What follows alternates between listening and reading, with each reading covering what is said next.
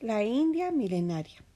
Empezamos por conocer un país que descansa a los pies de los montes más bellos y más altos del mundo, los Himalayas.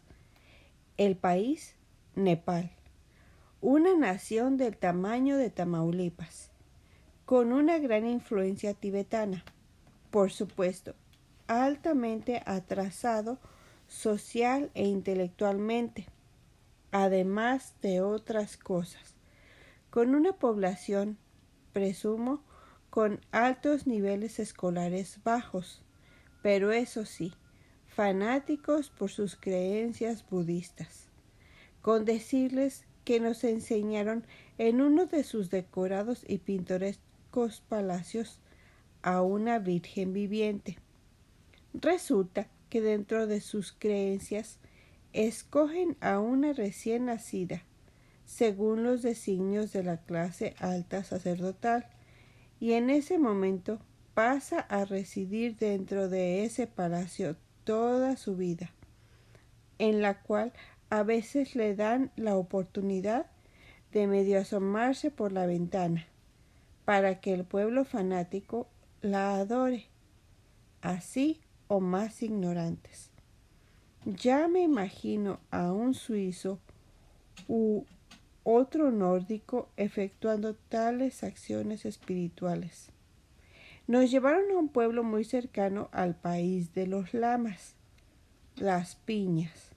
Nada extraordinario que contarles, más que sus extrañas costumbres, su acendrada pobreza y la fácil manipulación que hacen los gobernantes y la clase sacerdotal con ellos. Me acordé de las peregrinaciones y los suplicios a que se someten muchos mexicanos en los días de celebración de un santo o una virgen, y no se diga en Semana Santa. ¡Qué tristeza! Aún con la visión de su hermosa montaña en nuestras mentes, nos trasladamos a Khajuraho, ciudad norteña, ya dentro de la India, que, al decir de nuestro guía, fue cuna de la primera civilización del mundo.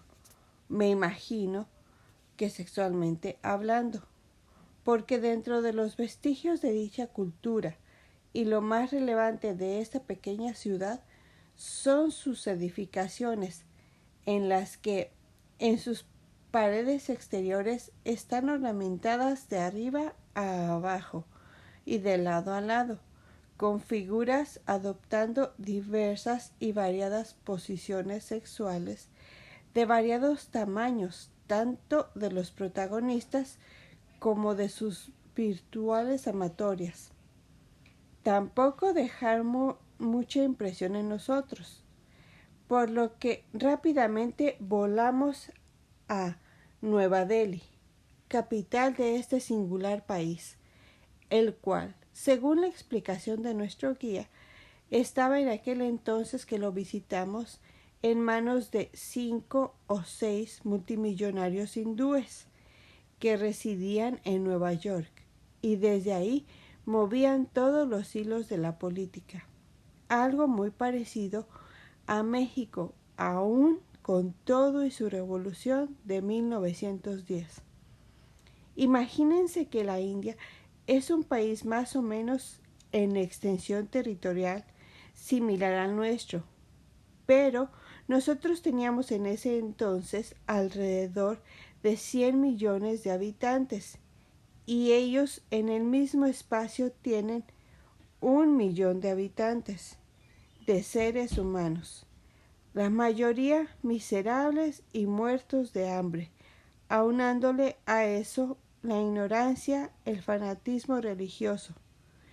Claro que en nuestro México lindo y querido no cantamos mal las rancheras, pero a lo que fuimos a este milenario país fue a admirar otra de las 7 maravillas del mundo, como es el Taj Mahal, situado cerca de la ciudad de Delhi.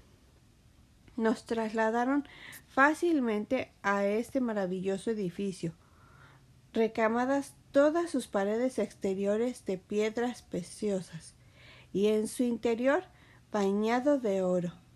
Nos asomamos en plenitud de la historia que motivó dicha construcción y emprendimos el regreso para conocer el Fuerte Rojo, baluarte y recuerdo del dominio inglés que predominó por muchos siglos hasta la aparición de Mahatma Gandhi.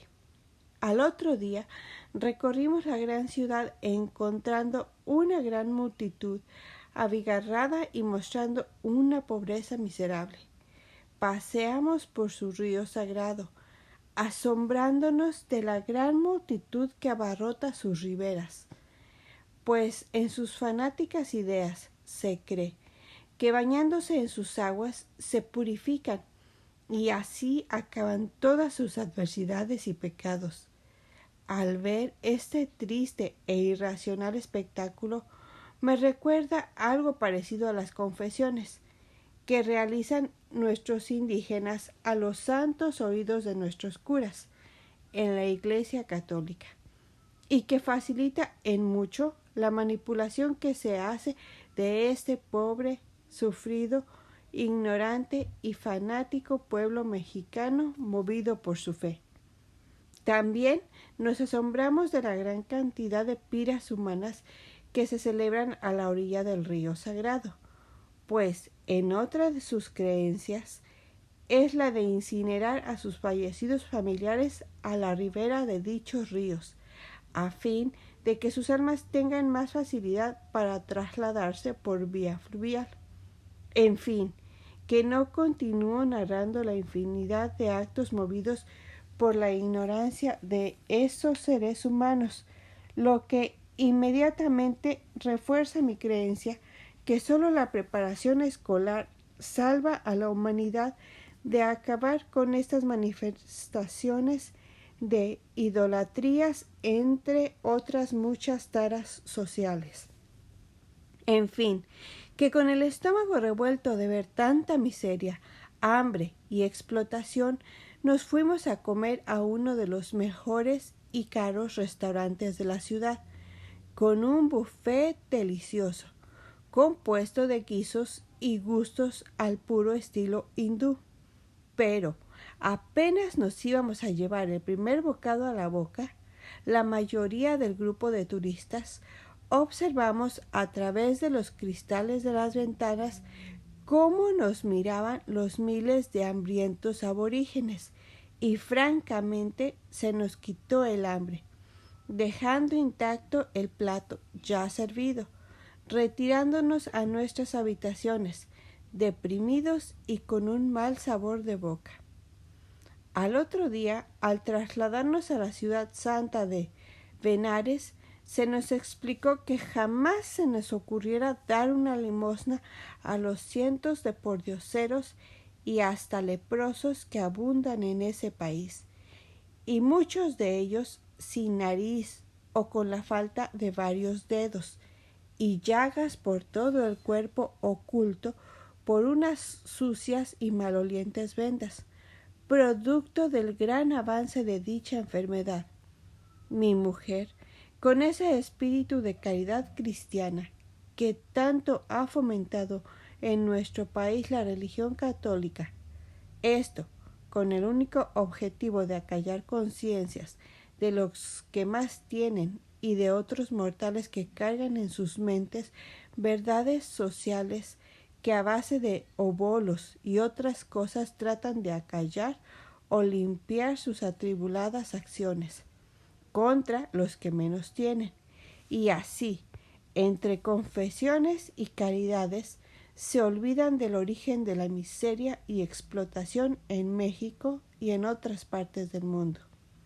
Pues bien, como les decía, mi esposa, contraviniendo la recomendación de nuestro guía de no dar limosna a los menesterosos, se le ocurrió arrojarles por la ventanilla del autobús un puñado de rupias, lo que ocasionó que el chofer, al ver por el espejo retrovisor tal acción, reaccionara inmediatamente, imprimiéndole gran velocidad a la unidad, ya que al momento se formó una amenazante multitud, exigiendo a gritos más dinero, pero los dejábamos atrás gracias a la hábil maniobra de nuestro conductor.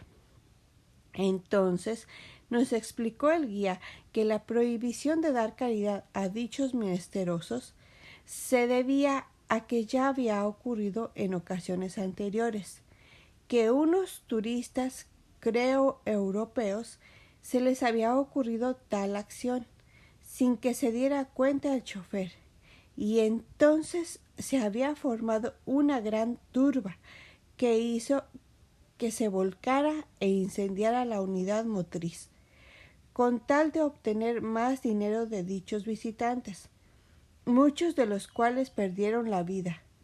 Estos sucesos se observaron repetidamente durante muchos años posteriores a estos hechos, y por eso nos demandaba tal petición, para que no se volviera a repetir tan lamentable acontecimiento. La ciudad de Benares está situada en la intersección de dos ríos, el Vara y el Nasi, si mal no recuerdo, que al unirse forman este caudaloso y santo río. Nos tocó ver interminables filas de peregrinos andrajosos y muchos en pésimo estado de salud. Por supuesto que vi varios que no alcanzaron su objetivo, quedando muertos a la vera del camino, observándose como miles de moscas atascaban su boca, que había quedado ampliamente abierta en un rictus mortal de agonía y protesta, teniendo que sacarles la vuelta o de plano brincarlos. Nos regresamos profundamente abatidos y de plano lo que queríamos era salir de ese país.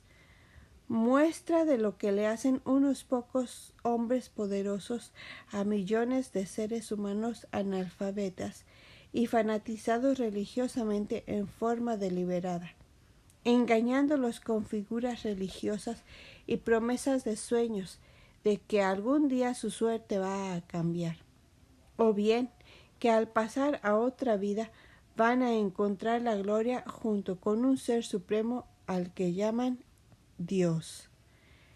Porque también observamos que había multitud de templos, como haber estado estanquillos o cantinas en nuestro país, y precisamente ahí está el negocio, pues la costumbre de casi la totalidad de los 1.000 millones de hindúes es diariamente depositar en rupias unas rupias en las alcancías que, exprofeso, colocan los dueños de cada templo. Bueno, hasta los changos tienen su templo. Ah, y otra cosa, se están muriendo de hambre, pero no pueden matar una vaca para alimentarse con su sabrosa carne, porque su religión se los prohíbe. Ese rumiante es sagrado, como que también tienen prohibido matar cualesquier ser vivo, hasta un molesto zancudo o mosca o cualquier ser viviente que se mueva, porque ellos creen en la reencarnación, y si matan al multicitado ser vivo en el cual posiblemente vayan a reencarnar, pues entonces su alma se queda vagando, debido a que anteriormente mataste dicho ser vivo donde tu alma iba a morar. ¡Qué bárbaro! ¡Cuánta idolatría dirigida por unos cuantos vivos! Porque además creen en una multitud de dioses y diosas como Kali, Vishnu, etcétera, etcétera. Salimos de ese país prometiéndome a mí mismo no volver nunca jamás. Conocimos también el país del antiguo reino otomano, Turquía, con su capital, Estambul. Precisamente ahí termina Europa occidental y empieza la Europa oriental, que a lo mejor creo yo es el inicio del gran continente asiático. La ciudad de Estambul está partida en dos por el fastuoso canal del Bósforo y está unido por un majestuoso puente que marca precisamente lo que les digo líneas arriba. Se siente una gran emoción encontrarse en este majestuoso pueblo bizantino, lleno de tanta historia y tantos hechos épicos. Lo que más se destaca es su hermosa y gigantesca catedral de Santa Sofía, dueña de una monumental cúpula de las más grandes del mundo y adornada por varios minaretes que en su conjunto crean una apantalladora visión. También fuimos a su enorme parián o mercado. Recorrimos su interesante e histórica ciudad. Paseamos en lancha por el Bósforo y gustamos de su sabrosa comida, rematando con un apetecible café turco. De ahí nos trasladamos a otro pueblo no menos histórico y sí más científico, Grecia, en particular a su capital, Atenas. ¡Qué fantástico ver por nuestros propios ojos los vestigios de tan avanzada civilización! Se presentó ante nuestra vista el místico Partenón. Nada más de pensar que por ahí anduvieron Platón, Aristóteles, etcétera, etcétera, me llena de emoción y con todo mi corazón quisiera que por osmosis adquiriéramos algo de su pasada sabiduría. Visitamos el teatro griego llamado Partenón y por supuesto la otra gran reliquia, el Poseidón. En fin, que por un momento nos sentimos griegos. Realizamos el acostumbrado paseo por la ciudad, donde admiramos su buen estadio olímpico.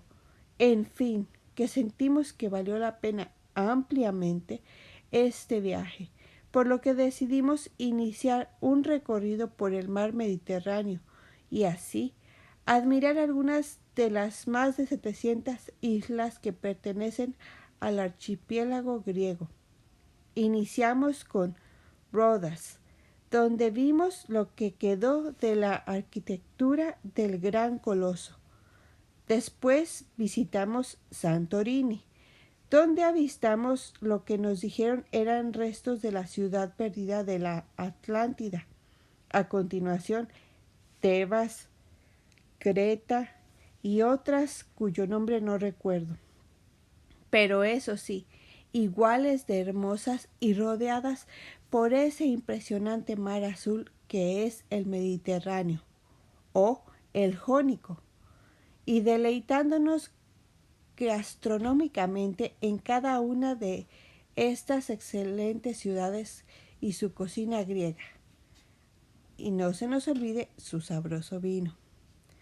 A nuestro retorno hicimos escala en Frankfurt y por un error de la aerolínea nos hicieron perder la conexión hacia México, por lo que, con mi inglés champurrado, pedí que me trajeran una persona que hablara mi propio idioma, a lo que cortésmente accedieron, solucionándose el incidente de inmediato y en desagravio. Para lavar y paliar un poco su error, nos ofrecieron alojamiento y comida por 2 días, agregándole un paseo en lancha por el río Rin. De inmediato, nos alegraron el mal trance, se olvidaron los agravios, y así fue como conocimos la ciudad y los hermosos castillos medievales que se observan a todo lo largo de la ribera del río, así como sus innumerables viñedos, donde hicimos varios altos para paladear los exquisitos vinos, los cuales reposan en barricas situadas en enormes cuevas, que son cavas naturales, situadas en las altas montañas, que el río ha perforado para seguir su cauce natural, y que le dan una temperatura adecuada para que con el tiempo obtenga ese característico cuerpo, color y aroma que se observa cuando lo descorchamos. Paramos en una plácida villa a la orilla del río, cuyo nombre no recuerdo, pero eso sí, muy típica porque su gente tiene mucha influencia de Holanda, que está muy cerca, y su vestimenta es muy folclórica. Y además calzan unos zapatos hechos de madera, y creo que son los llamados suecos. El retorno fue igual, y al otro día tomamos nuestro vuelo, arribando después de las 7 u 8 horas de viaje a nuestro suelo patrio. La misma historia se repitió en lo que respecta a mi negocio, y en tratándose de la sociedad tabasqueña, tuvimos muchas veladas con nuestros amigos, a los que les contamos tan fastuosas experiencias, y los incitamos a seguir nuestro ejemplo, ya que la mayoría de los ciudadanos que obtienen buenas ganancias monetarias se esmeran cada vez más en adquirir costumbres y complejos de alta burguesía, como ese de presumir tener más bienes y riquezas que sus semejantes, entre otros malos vicios, y se olvidan de vivir y ser felices. Como yo no caí en esa trampa capitalista y consumista, me dispuse a planear mi siguiente viaje a Sudamérica.